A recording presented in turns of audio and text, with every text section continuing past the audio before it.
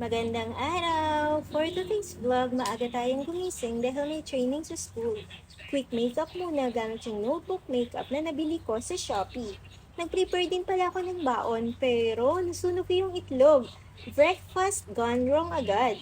After that, hinatid ko muna si AA sa shop gamit ang e-bike bago dumiretso sa school. Thank you Lord at safe namang nakarating. At syempre, kahit gaano kaseryoso ang training, alam naman nating lahat kung ano ang pinaka-aabangan. It's merienda time! At aba, nakabuffet kami. At grabe, parang gumanagad pakiramdam ko pagkakita ko sa food. Habang nakapila kami, parang lahat biglang naging active ulit. Yung iba tahimik, pero nung break time na, biglang ang bibilis kumilos.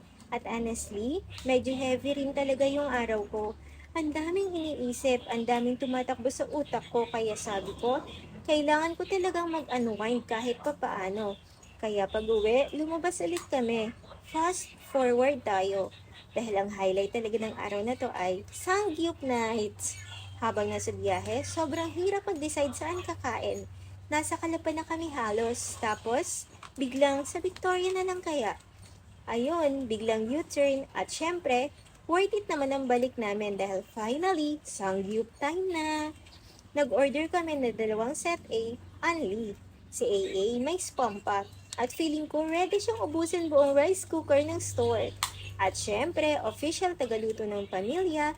Habang sila, relax na relax, ako, tagaluto ng karne. Parang employee of the month, si AA, sobrang ganado kumain. May pa-only rice pa talaga at ang pinaka-funny, bigla siyang nagtaas ng kamay. Rice po! Si daddy naman busy rin sa pagsusubo sa akin. Ay wow! Princess treatment yarn!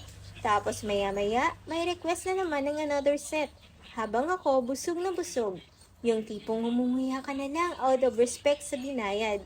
Pero si AA, hindi na ubusan ng space at yan. Feeling ko kalahati ng sangyup na punta na sa kanya. Pag-uwi namin, plot twist ulit. Nagdilim ang paligid. At dahil sobrang init, si Daddy at si AA tulog na habang ako nagpapaypay sa kanilang dalawa. Human electric fan ang peg natin tonight. Alauna na ng umaga, bumalik ang ilaw, kaya doon pa lang talaga ako nakatulog. Puyat, pero happy pa rin. Yan lang. Thank you for watching.